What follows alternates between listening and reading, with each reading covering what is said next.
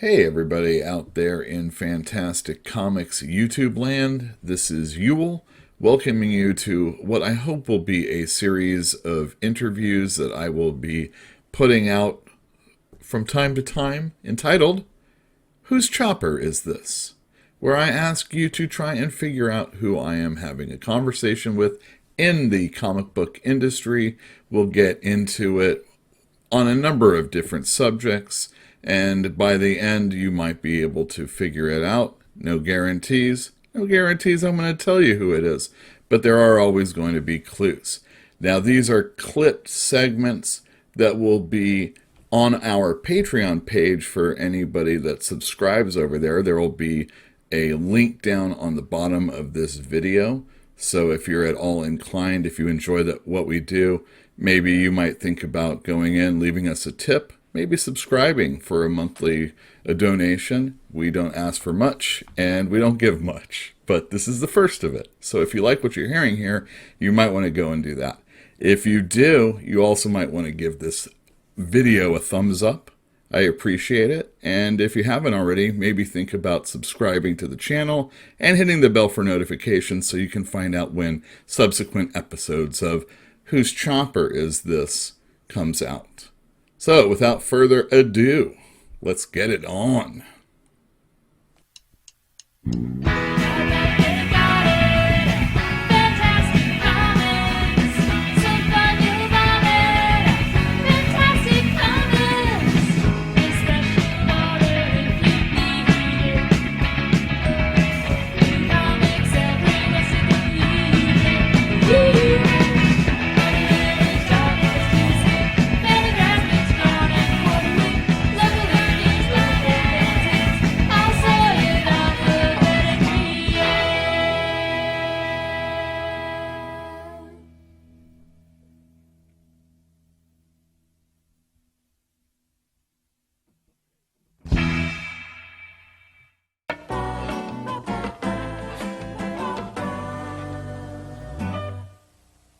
To the game kind of yeah, but it's about making sure as a dungeon master, part of your job is to try and enable cool moments for everybody. You can't drag someone into the spotlight. Like, they have to make their own kind of fun as part of it, but you have to look for those areas where you can elevate people and give them a chance to be entertaining. You know what I mean? Now, were you the dungeon master or the player? So growing up, my brother was my dungeon master when we were kids. Like, I started playing when I was 8 years old.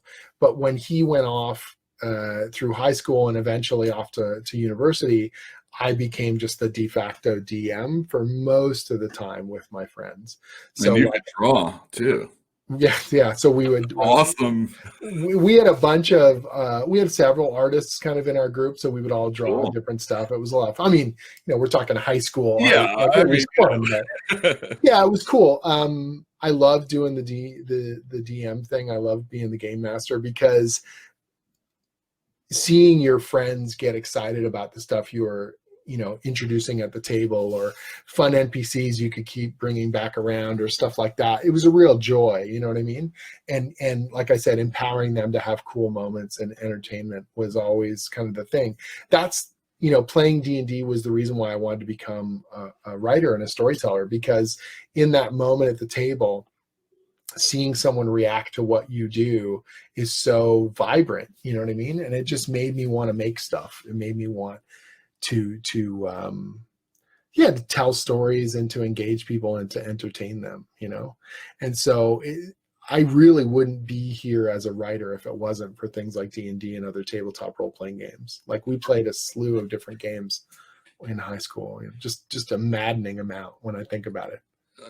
I want to get back to that, but I do want to piggyback off that. Are we seeing a lot more creators in comic books now that were like the dungeon masters and D&D players? And I think they were always there. They just weren't proud of it.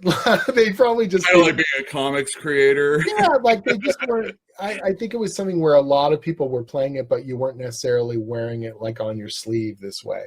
Nowadays, it feels so surreal to me, because when I was starting off as a writer, I would always, the role-playing game thing was still felt like a niche, you know what I mean?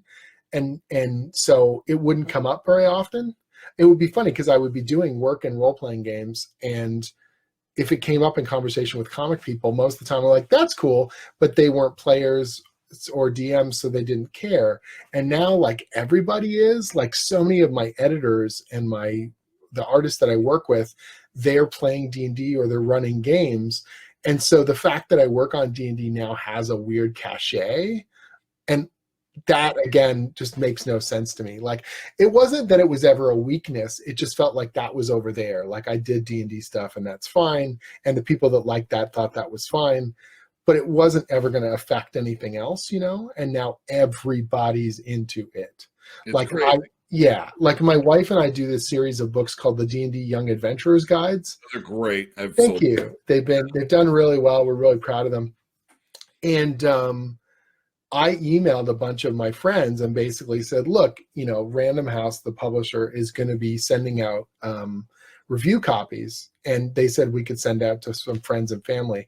I know most of you guys don't play games, but if you know people or kids, or you have nephews and nieces or whatever, and you want them, I got so many emails back. I got more than any other book I've worked on. I was laughing. I was like, oh man, I opened the floodgate. Everyone's like, and not just like I'm getting this for my niece or nephew, like I want the books. Like, yes, send them to me. Yes, I need to put it in bite-sized chunks to understand it better these days. Yeah, it was so fun and cool. And even now, it's like I don't have to use before the D&D stuff would come up and I would have to like explain something to someone. I was like, okay, so we're doing this sort of D&D-esque thing. And they're like, yeah, that's a great idea. And I just go, all right, well, I don't even have to defend it anymore because everyone's doing it, you know. So they are doing it. It's wild. It's wild how much the game has taken hold, you know. And yeah, just very, very weird. My one of my nieces, she's off at university this year, and I asked her what she wanted, like for a care package, and she's like, "Oh, I need to get some dice. We're starting up a D&D game in the dorm or whatever." And I was like, "All right." So, you know, put together like player's handbook and all the stuff and dice, and got her a nice dice bag and all these things, and shipped it off to her. And she was like, "Oh, you know, everyone thought my uncle was super cool when this package showed up." And then I told them he writes the comics for D&D and he works on the game, and they were all freaking out. And I was just like, how did we get here? Like, this is the weirdest thing, you know? We need to be putting spinner racks in college dorms. Big time. You know, Dungeons and Dragons comics. the D&D books have been a real boon. It's been a joy to work on them. I've been doing the official D&D comics since 2014 when 5th edition launched. And of course, you know, 4th edition ended very quietly, and 5th edition launched, and they weren't sure how well it was going to do. And every year it just keeps growing and growing and growing. And the way I started doing the D&D comic was utterly surreal. IDW has, you know, the whatever Hasbro master license, so they have G.I. Joe and Transformers and My Little Pony and everything under the sun for Hasbro. And D&D is part of that umbrella of licenses, but they had not published a D&D book since, oh man, like I want to say 2 or 3 years earlier. John Rogers did a book that was built around 4th edition stuff. And Ted Adams, who was one of the owners of IDW at the time, he really liked the Samurai Jack book that I did. And so we were at Emerald City Comic Con, and he said to me, "Hey man, if you want to do other stuff at IDW, just let me know. I would love to have more comics." And I was like, "Oh, that's a great compliment." He said, what properties are you interested in? And I said, "Well, there's 2 that you guys do that I would be interested in. Either Turtles, Teenage Mutant Ninja Turtles, or Dungeons and Dragons." And he goes, "Well, Kevin Eastman's coming back to do Turtles, and that guy's kind of got precedent."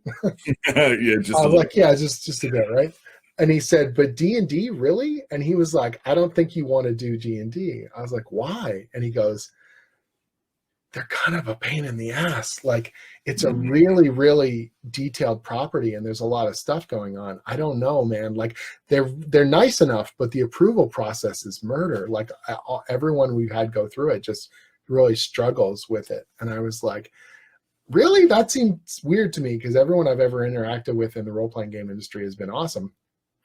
Can we set up a conference call? Can we talk? And he's like, "Yeah, let's do it." So they set up a conference call. We had a good conversation. And I realized it was going to go great because, yes, they're super detail oriented because they love D&D as much as I do because it's their job. And so the minute we got on the conversation and I started talking about what are the qualities I think are important in D&D and how I would do it, it was like they were so happy because they were like, oh, this guy gets it. Like he already knows the stuff. And they said the biggest problem was they would have these writers who were either comic book guys who didn't know D&D, so they would do really generic fantasy, or they were D&D people who didn't know how to write comics. They would try and write these novels worth of text, and they would have way too much detail, and the artists would be losing their minds. It's like, no, I'm a comic guy first, but I bleed D20s. Like, I know this stuff, don't worry. And we've had a great relationship ever since. The funniest part of it was my editor doesn't play D&D. And so I would send in scripts and he's like, it reads well. I don't know any of the specific lore and I'm having fun. So that's a good sign. And he goes, but in terms of whether or not it meets their criteria, we'll find out. First issue went in and we got approved. And he was like, that's the first D&D script we've ever sent in and it got approved first draft. Congratulations. And I was like, great. And ever since then, I've interacted obviously through my editor, but I also just started engaging directly with the Wizards people. And then they just really got along well with me. And when I was in Seattle to do the Emerald City Comic Con, I would go up to the office and we would hang out. And then they just started contacting me about other work. So I've done a bunch of consulting on D&D game lore stuff. I've done some game writing. I've done all kinds of different stuff for them. I've got some projects that haven't even been announced yet that I'm working on D&D stuff. And that feels really weird, like just weird. Like if you'd have told me as a kid, you're going to be doing this stuff for a living, that just would not make any sense to me. In the best way possible. Now, these stories are mostly Forgotten Realms based, right? Yeah, so the current default campaign setting is the Forgotten Realms.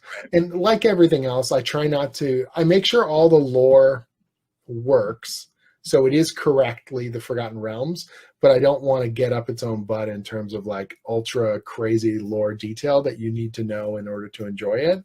All the motivations of the characters are really straightforward. The adventure and what's at stake is very clear.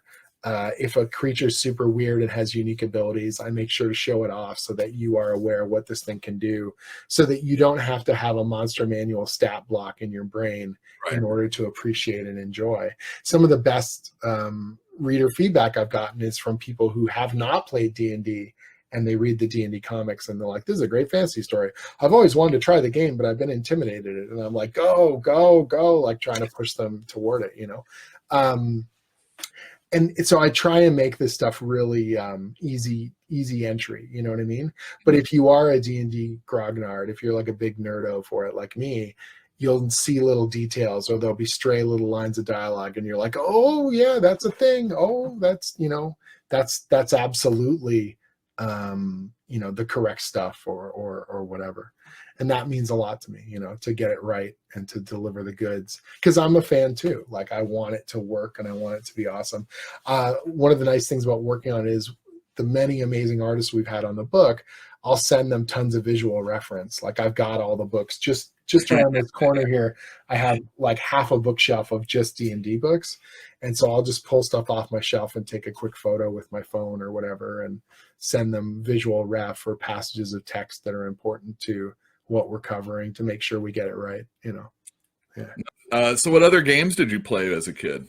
I saw that you, we're talking about Palladium on Twitter. Yeah, man. In high school, Palladium was like crack cocaine. We were the perfect age for those books. It was just like that kind of testosterone-y, cool, like cybernetic crap and monsters everywhere and everything from Teenage Mutant Ninja Turtles to Robotech to Beyond the Supernatural to we played all the Palladium games like crazy. Did you play? What was the one with the juicers? That was Riffs. So we played, that's right. And that is the most early 90s thing you can imagine. It's just like an Image comic, like with dice. Like it's just everything's a cybernetic monster, cool guy, thing. It was fun. We had a lot of fun with it. And riffs, also we would call it the kitchen sink role playing game, because you're like literally everything in the kitchen. You're like, I'm going to be a superhero. I'm going to be a dragon. I'm going to be a guy who walks on power lines that crisscross the earth. Okay, I've got cybernetics. I'm a mutant animal. And we all came together to hang out for no apparent reason. It was fun, man. We had a lot of fun with it. It was very much kitchen sink, the role-playing game, and everyone just got to be weird and warped on it. It was good.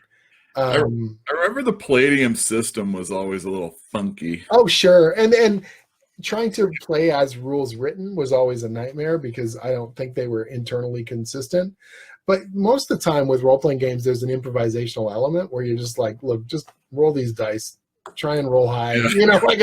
Dude, let's make cool stuff happen. Like, and that kind of the rule of cool gives way to everything else. But we played a lot of the White Wolf games, Vampire the Masquerade and Werewolf the Apocalypse, all that stuff. We played Cyberpunk, we played Shadowrun, we played Traveler. I never played those games with only 6-siders. Right? Oh, the Star Wars. Yeah, we played the Star Wars role-playing game. What is this, Monopoly? Yeah, we played all sorts of crazy crap. We played GURPS and Champions. And GURPS is great. All sorts of stuff. Like, if it was a game, one of our crew had the books, and so we would just sort of go through a phase where, particularly if a new source book came out, someone would be like, I'm going to run a game around the new thing. And we'd all be like, all right. And for like 3 weeks, we would just go hardcore. And then we'd kind of get bored and fall back on our favorites, or you'd make way more characters than you'd ever play. You'd have just binders and binders of characters. Part of that was the inspiration behind the Rick and Morty versus D&D sequel, where Rick's old characters that never got played come back to kill him. That was really a lot of nostalgia about my own kind of character creation obsessions, where I was just like constantly making characters and dreaming up the storylines that they would have, even if you never got a chance to play them, So. Yeah.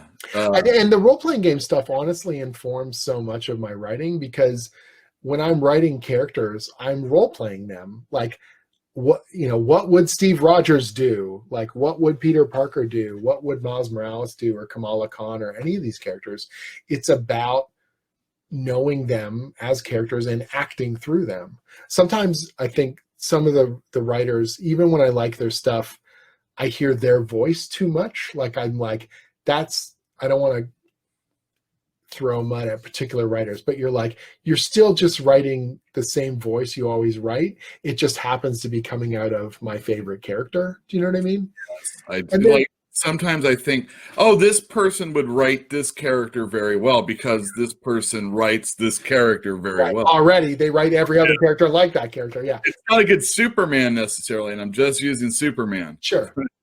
It would be a better Punisher. You shouldn't have put Punisher in Superman. Exactly. And so for me, it's like, I want Steve Rogers to sound very different from, Hank McCoy or anyone else, right? And as corny as it could get at times, man, I loved the fact that the X-Men in their heyday had such vocal tics and unique phrasing and call words and battle cries and all this stuff, because yes, as hokey as it could be, everyone sounded unique. Logan would never sound like Xavier, and Rogue would never sound like Storm, and that was what made them who they were, And so for me, when I'm writing a book or when I'm writing these long established characters, I do a ton of research, and research reading is not just casually reading the book. Like, I sit there with a pad of paper beside me, and I'm taking down notes for myself, the type of phrasing that they use, the personality traits that seem to jump out at me, weird little plot line stuff. Maybe I call back to it, or maybe I don't, who their friends are, where they've lived, what they've done, so that it's like immediately on hand as I'm kind of writing. I can role play that character. I can get into the headspace and be, this is a line of Rogue dialogue, and that's the way she talks, and this is why it works. This is what Quicksilver's like. This is, Wanda and all those other characters, and make them feel like those characters that even though we're putting them in new, situations. But not only are you writing a ton of books with a ton of character, but they have a ton of characters in them also. How are Yeah, you? when we did the like probably the craziest ones were those Avengers weekly books that like Oh yeah, the weekly books. yeah, How do you feel about those? Al Ewing and Mark Waid and I did, and we were juggling 20 plus characters in those books, and it was a lot of fun. But man, it was hellish. You're trying to make sure everyone has stuff to do and they sound like themselves, and we're challenging them and giving them cool uses of their powers. It was like this amazing puzzle that we were playing with all these pieces and getting to work with two of the best writers in the business. Mark is like a walking official handbook of the Marvel universe. That guy knows Right. so much stuff, and Al Ewing's like a deep cut continuity guy. And so I'd be sitting at the table when we actually went to New York and we planned out those books. I'm sitting in the office and we're throwing ideas out, and I think I'm throwing out a deep cut obscure thing, and literally Tom Brevoort could tell you the issue number, who the inker was, like everything, right? And Al Ewing's like, oh, and he would tell you how that connects to the fabric of the cosmos and all this stuff. And I'm thinking, man, I'm the weakest link in this chain, and I think I know a lot about Marvel. My God, it was amazing. It was an amazing experience. And again, that idea of trying to get people's voices correct, trying to deliver on all the cool potential of those things, like the stories I grew up on. The thing about Mark Waid is he can do that with DC also. I know. I fear what's left of his mind, because so much of it is taken up with just continuity and old stories. But I've got Ask Me D&D stuff. I remember sitting around with Eric Mona. He's the publisher at Paizo, the guys that make Pathfinder, and he huge D&D nerd. We all grew up on this stuff, and I remember sitting around one evening at Gen Con, and we're just literally riffing on old deep cut D&D stuff, and everyone else at this table is like, you guys are speaking another language. Like, I literally have no idea what you're talking about, and I like this stuff, and we're just like into it. Like, we're so into it, but that's the kind of passion that hopefully comes through in the stories and comes through in the work, and people appreciate it. You'll back with you. Were you able to figure out who I was talking with? Obviously, there were some clues, and you could search it out on the internet, but don't do that, because I'm going to have more of these come up, and it will get, maybe you'll be able to figure it out by those. If you did or have a guess, let us know in the comments down below. And if you want to hear the entire interview and not just these little clips that I'm putting out, Fantastic Comics does have a Patreon page for as little as $1 a month. We don't put any strings on how much you have to pay. You can get this entire interview along with all my ums and uhs and all my other catchphrases I put out there. Don't forget, Fantastic Comics YouTube channel also runs a Tuesday night live stream every week at 8 o'clock on the West Coast. I have different guests from time to time, and different hosts from time to time, other than myself, of course. I'm always the mainstay of it. And if you're ever in Berkeley, or if you are in the area, you should stop in at our store. We're open Tuesday through Saturday, 12 to 5 p.m., we're there for your comic book needs and all sorts of conversation, as long as it's 6 feet away from us and you wear a mask. And if you could do me a favor, hit the like button on your way out. Thank you very much for tuning in. We'll see you next time. Whose motorcycle is this? It's a chopper, baby. Whose chopper is this? Zed's. Who's Zed? Zed's dead, baby. Zed's dead.